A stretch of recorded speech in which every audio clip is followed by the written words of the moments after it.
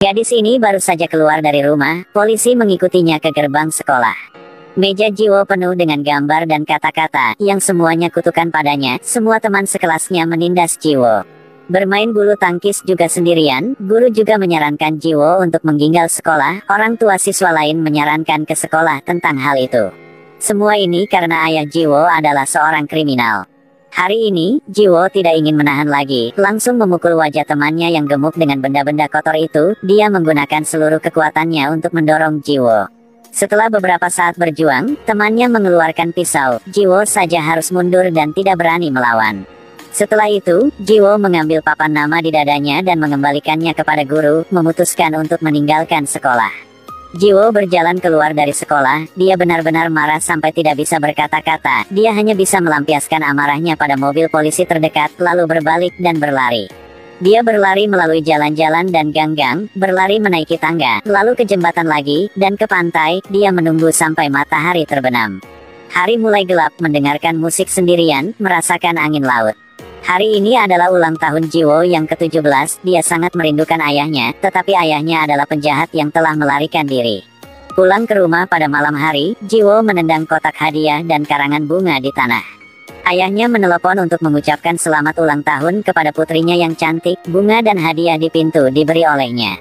Jiwo merasa sangat sedih, polisi mengikutinya setiap hari, semua orang di sekolah mengatakan bahwa dia adalah putri bos gangster. Itu sebabnya dia diasingkan oleh teman-temannya dan harus meninggal sekolah.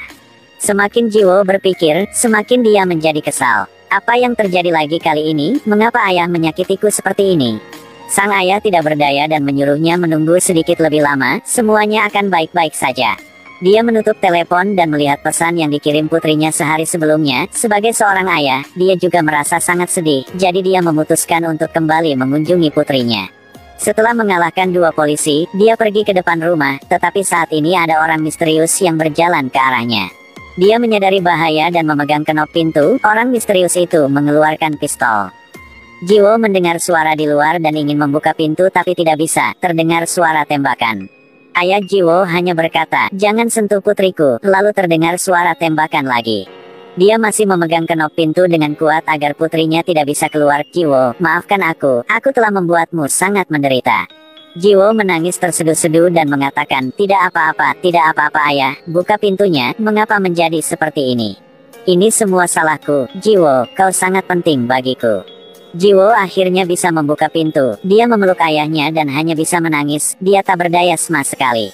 Saat pemakaman, teman gangster ayahnya datang untuk memberi penghormatan. Jiwo bertanya siapa yang membunuh ayahnya.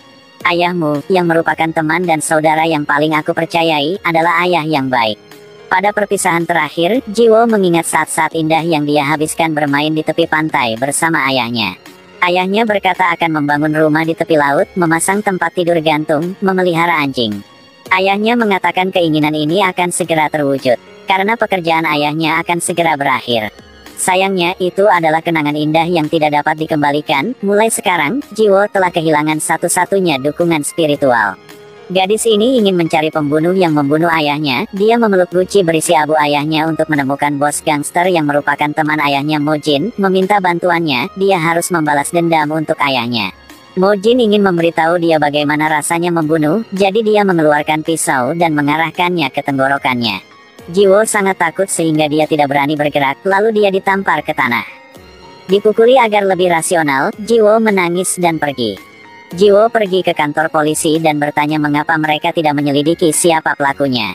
Polisi mengatakan bahwa TKP tidak meninggalkan petunjuk apapun, apalagi panggilan terakhir yang dipanggil ayahnya adalah untuk memanggil putrinya. Pada saat ini, Jiwo bereaksi, mungkin dia yang membunuh ayahnya. Di malam hari, Jiwo sendirian di kamar, menggerogoti rasa sakit. Tiba-tiba bel pintu berbunyi.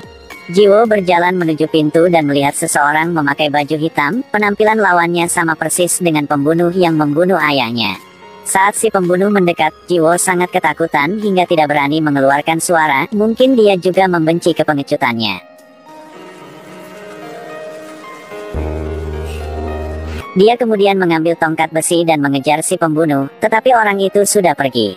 Jiwo tertinggal satu langkah, tapi dia tidak menyerah. Dia berkeliling memposting selebaran, dia pergi ke sudut-sudut berbahaya, lorong-lorong gelap, akan memberikan 5 juta won kepada orang yang menemukan petunjuk tentang si pembunuh. Mojin juga tidak sengaja melihat selebaran itu, sangat cepat Jiwo menerima berita. Beberapa preman mengatakan bahwa mereka punya petunjuk tentang pembunuh, menipu Jiwo ke jalan yang kosong. Dia dengan polos mengeluarkan uang di depan mereka dan segera dirampok oleh mereka. Dia dipukuli secara brutal. Dan mengetahui bahwa Jiwo adalah perempuan dan membangkitkan nafsu, tendangan yang kuat membuat Jiwo pingsan. Ketika Jiwo terbangun, dia menemukan tangannya terikat, tergeletak di bagasi mobil. 1 detik kemudian, mobil seolah berhenti. Jiwo sedang memegang pisau untuk bersiap memotong tali. Setelah suara pukulan dan tendangan terdengar, bagasi mobil di belakang dibuka oleh orang lain. Jiwo ketakutan dan langsung menikam pisau ke depan, begitu bersemangat sehingga dia melukai tangannya sendiri. Lawan memegang tangan Jiwo dengan erat melepaskan ikatan tali. Saat ini, dia perlahan melihat lawan dengan jelas.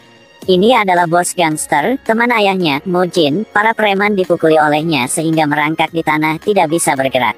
Mereka berdiri di tepi sungai berbicara. Mojin merokok diam-diam. Jika Anda ingin mati maka cari cara yang lebih baik. Dia menyuruhnya untuk tenang, dia tidak ingin melihatnya mati di jalan. Jiwo selalu memikirkan kematian ayahnya karena dia pikir dia membunuh ayahnya sendiri.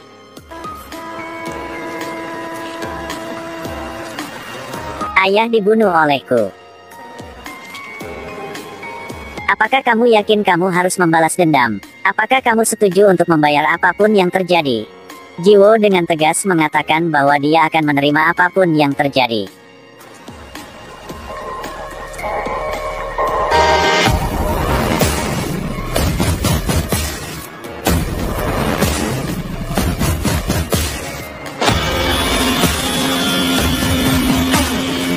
Gadis berusia 17 tahun itu dibawa ke tempat latihan oleh bos gangster. Di dalamnya mereka semua adalah preman ganas yang terlihat seperti serigala, seperti harimau. Dia adalah satu-satunya gadis sehingga semua orang memandang rendah padanya. Jiwo terlihat seperti domba putih yang lemah tapi keinginannya sangat kuat. Secara bertahap, Jiwo menjadi binatang yang perkasa. Kepala membawa Jiwo ke gudang. Di dalamnya mereka semua adalah preman muda yang sedang berlatih. Dia dengan malu-malu menyapa semua orang. Ini adalah saran pelatihan para gangster. Mojin menginstruksikan kepala untuk merawat Jiwo dengan baik. Seorang pria yang selalu tersenyum membawa Jiwo ke asrama. Dia melihat ke gedung seberang dan mengatakan dia berharap memiliki kesempatan untuk masuk ke sana. Tempat itu adalah markas organisasi. Dia adalah pria dengan cita-cita dan tujuan. Jiwo membawa guci berisi abu ayahnya, menggunakannya sebagai motivasi untuk mendorong dirinya untuk terus berusaha. Hari-hari setelah hidupnya tidak mudah, dia hanya bisa melakukan pekerjaan rumah. Semua orang memandang rendah dirinya, selalu mengejeknya. Setelah bekerja, Jiwo akan mencari karung pasir kecil untuk berlatih namun dianggap sebagai penghalang oleh orang lain. Bahkan ada yang menyentuh tubuhnya dan mengatakannya murahan. Jiwo tidak tahan dengan ejekannya, ingin memprotes tetapi dirobohkan. Kepala memandangnya tetapi tidak membantu.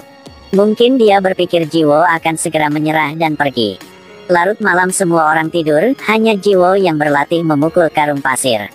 Mojin datang, memeriksa situasinya saat ini, dan menginstruksikannya tentang cara bertarung. Harus menjadi kejam, harus memiliki kekuatan dan juga memiliki kecerdikan, menyerang dengan tegas, harus menyerang tepat pada titik lemah lawan. Mojin mulai berlatih dengan Jiwo. Dia tidak bisa memukul Mojin, tapi dia tidak menyerah. Dia benar-benar memiliki bakat, hanya saja kekuatannya terlalu lemah. Setelah hanya 1 hari 1 malam latihan, kekuatan pukulannya semakin kuat. Dia membayangkan karung pasir adalah musuh, terus-menerus meninju lawan. Hari ini dia bergabung dengan organisasi gangster, lalu memulai pertandingan dengan anggota organisasi. Aturan utamanya adalah tidak ada aturan, hanya orang yang bertarung sampai akhir yang bisa menang. Mojin menyaksikan Jiwo bertarung. Dia tidak berbeda dengan binatang buas. Semua orang di pertandingan ini kuat dan berani. Jiwo lebih lemah tapi dia tahu bagaimana cara memukul kelemahan lawan. Dia sepertinya tidak kalah-kalah dari pria manapun. Pria yang pernah tersenyum padanya tidak kalah dengannya. Pria itu adalah anggota terbaik di sini.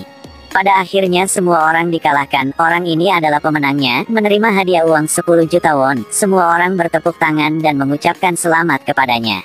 Tapi Mojin berkata bahwa sepertinya masih ada satu orang yang belum dikalahkan dan saat ini, Jiwo perlahan berdiri.